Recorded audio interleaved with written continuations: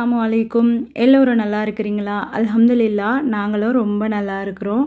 என்னோட ஒரு நாள் எப்படி போகுதுங்கிறத தான் உங்கள் கூட நான் ஷேர் பண்ணியிருக்கேன். வாங்க வீடியோக்குள்ளே போகலாம். வீடியோ ரொம்ப இன்ட்ரெஸ்டிங்காக இருக்கும்னு நம்புகிறேன். இன்ஷா அல்லாஹ் வீடியோ பார்க்கலாம். அன்னைக்கு மார்னிங் அக்ஷர் எழுந்து வந்ததும் கொஞ்ச நேரம் போல் என்கிட்ட பேசிகிட்டு இருந்தான். அடுத்த கொஞ்ச நேரத்தில் பார்த்தீங்கன்னா டமால்னு ஒரு சத்தம். என்னடான்னு போய் பார்த்தா உண்டியலை போட்டு உடச்சாச்சு. ஸோ ஃபசிகா பார்த்தீங்கன்னா எல்லா பணத்தையும் எண்ணி கரெக்டாக வச்சுருந்தா. ஸோ பார்த்தீங்கன்னா 10,500 சம்திங் வந்து மணி இருந்தது. பிள்ளைங்க ரொம்ப நாளாக சேர்த்த பணங்கிறதுனால இதை நம்மளோட விஷயத்துக்காக யூஸ் பண்ணக்கூடாது, பசங்களுக்கு ஏதாவது வாங்கணும்னு சொல்லிட்டு ஒரு 2 கிராம் போல் காயின் வந்து வாங்கி வச்சுட்டேன். ஈவினிங் பார்த்தீங்கன்னா அக்ஷர் அழைச்சிட்டு கொஞ்சம் வெளியில் வந்திருந்தேன். நாட்டு மருந்து கடையில் கொஞ்சம் வேலை இருந்தது. திரிப்பலா சூரணம், அப்புறம் வந்துட்டு கடுக்காய் பொடி இதெல்லாம் வாங்க வேண்டியது இருந்தது. ஸோ அதை வாங்கிட்டு மெட்ரோ பஜார் தான் நான் வந்திருந்தேன். இங்கே பார்த்தீங்கன்னா நட்ஸுக்குன்னு ஒரு புது செக்ஷனே ஓப்பன் பண்ணியிருக்காங்க. இம்போர்ட்டட் சாக்லேட்ஸு, ட்ரை ஃப்ரூட்ஸு, நட்ஸுன்னு சொல்லிட்டு பார்க்க அவ்வளோ கலர்ஃபுல்லாக இருந்தது. ஃப்ரெஷ்ஷாகவும் வச்சுருந்தாங்க. ஸோ அன்னைக்கு பார்த்தீங்கன்னா அக்ஷர் வந்து ஒரு டைரி வாங்கி கேட்டிருந்தான். அதுக்காக தான் வந்திருந்தோம். பட் ஆனால் அந்த டைரி வந்து அங்கே இல்லை. வீட்டில் வந்து மிளகாத்தூள் ரொம்ப காலி ஆயிடுச்சு. ஃபைனலாக இன்னும் கொஞ்சம் போல தான் இருக்குது. ஸோ அதனால் மிளகாய் வாங்கிட்டு ஃப்ரெஞ்ச் ஃப்ரைஸ், அப்புறம் வந்துட்டு ஸ்வீட் கார்ன் இதெல்லாம் வந்து ஃப்ரோசன் ஐட்டம் வாங்கிட்டு போகலான்னு வந்திருந்தோம். வாசலில் வந்துட்டு இந்த சாட் பஜார் இருக்கும் இல்லையா, அங்கே வந்து அக்ஷர் சாக்லேட் மில்க் ஷேக் வாங்கி குடிச்சிட்டு இருந்தான். கொஞ்ச நேரம் போல் நான் இந்த மாதிரி நின்றுட்டு வேடிக்கை பார்த்துட்டு இருந்தேன். எனக்கு வந்து கும்பகோணம் போனாக்கா ரொம்ப ஹாப்பி ஆகிடும். அந்த கலர் கலராக வந்து ஒரு ஷாப்லேயும் லைட் போட்டிருக்கும் போது எனக்கு ஒரு பெருநாள் மாதிரி ஃபீல் ஆகும். ஏன்னா வந்து எனக்கு வந்து ஷாப்பிங் போகிறது ரொம்ப பிடிக்கும். விண்டோ ஷாப்பிங்கும் ரொம்ப பிடிக்கும்.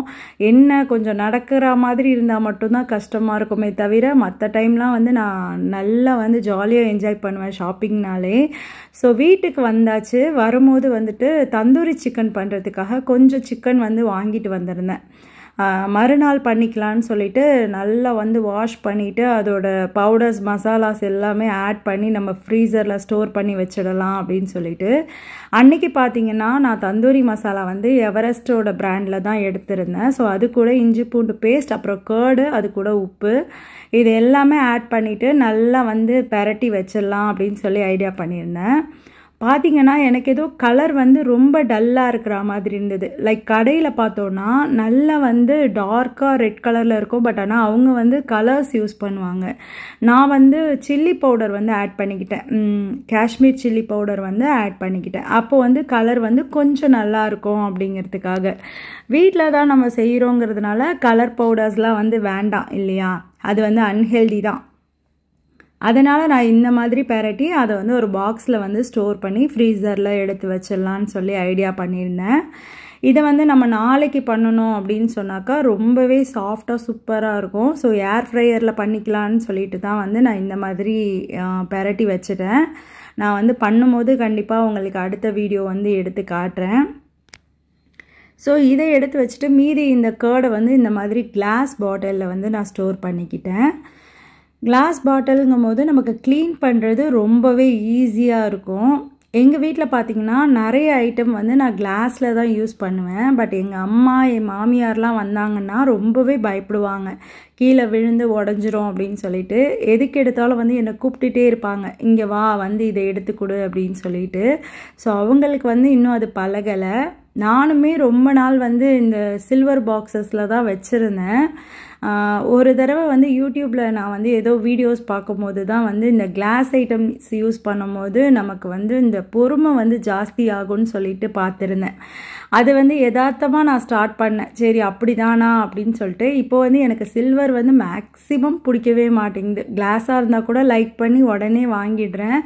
இப்போ வந்து எங்கள் வீட்டில் ஸ்டோர் பண்ணுறதுக்கு இடம் இல்லை. உண்மையை சொல்லணுன்னா அவ்வளோ கிளாஸ் ஐட்டம்ஸ் வந்து வாங்கி சேர்த்தாச்சு.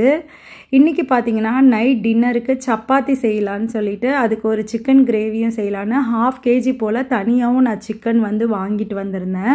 இப்போ வந்து ஒரு மண் சட்டியில் நல்லெண்ணெய் வந்து ஆட் பண்ணிவிட்டு அது கூட பட்டை, கிராம்பு, ஏலக்காய், ஸோ அதை ஆட் பண்ணி விட்டுட்டு நல்லா ஹீட் வந்ததுக்கப்புறம் வெங்காயம் நல்லா வதங்கினதுக்கப்புறம் இஞ்சி பூண்டு பேஸ்ட் நமக்கு எவ்வளவு தேவையோ அந்த அளவுக்கு ஆட் பண்ணிக்கணும். ஸோ அது கூட வெங்காயம் வதங்கிடுச்சான்னு பார்த்துட்டு தக்காளியும் பச்சை மிளகாவும் ஆட் பண்ணிக்க வேண்டியது தான்.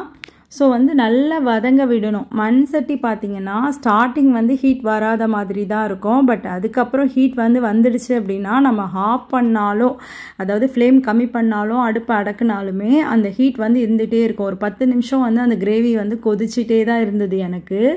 ஸோ இதெல்லாம் நல்லா வதங்கினதுக்கப்புறம் நம்ம சிக்கன் ஆட் பண்ணிவிட்டு, எந்த மசாலா பவுடரும் இது வரைக்கும் நான் ஆட் பண்ணல. இது கூட வந்து கர்ட் வந்து ஆட் பண்ணிக்கணும்.